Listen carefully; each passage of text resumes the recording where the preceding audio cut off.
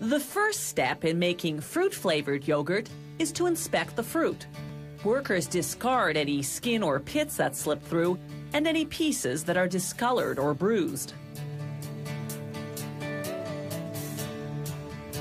The fruit doesn't go into the yogurt as is. First, they turn it into jam.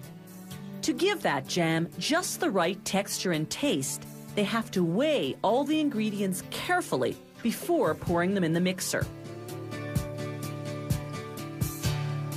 The first ingredient is water, followed by artificial and natural flavoring, and stabilizers to give the jam an even consistency.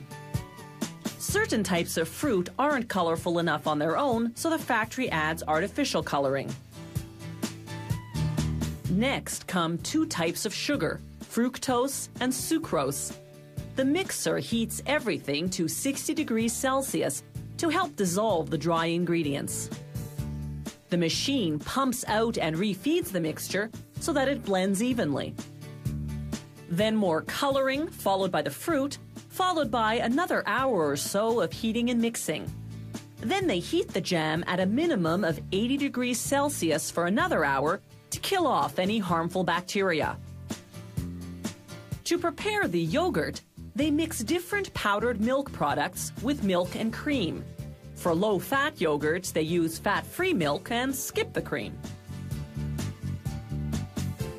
Once they've blended the ingredients, they heat them to 80 degrees Celsius or higher for just half a minute. That's all the time that's needed to pasteurize the mixture.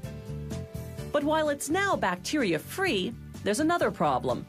Milk and cream naturally separate because cream is lighter due to its fat content. So on to the next step. Homogenization, blending the milk and cream together. The homogenizer's pistons crush the fat globules. This enables the two liquids to merge. The mixture then goes into fermentation tanks heated to 45 degrees Celsius. Workers pour in a packet of live bacteria bought from a factory that breeds bacterial cultures for the dairy industry. Fermentation takes 6 to 20 hours, depending on the style of yogurt.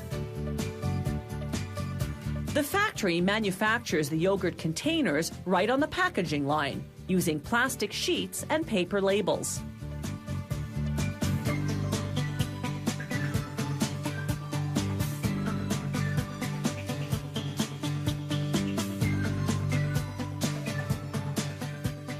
The machine heats the plastic and molds it into containers. A split second later, it wraps the containers in paper labels.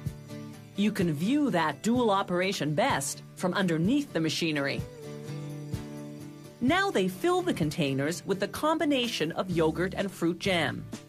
To protect the yogurt from contamination, the air in this part of the machine is strictly controlled and filtered. The bacteria in the yogurt is what's known as good bacteria, the type naturally present in our intestines. They produce a compound called acetaldehyde. That's what gives yogurt its distinctive flavor. Those red dots are electronic sensors that verify the fill level. The container covers are made of thin but strong aluminum. First, the sheet of covers passes upside down over a printer, which stamps on the expiry date. Unopened, this yogurt will stay fresh for more than 40 days. Then the sheet of covers turns right side up to be heat sealed onto the containers. Finally, the machine automatically divides the containers according to whatever pack format the factory's producing.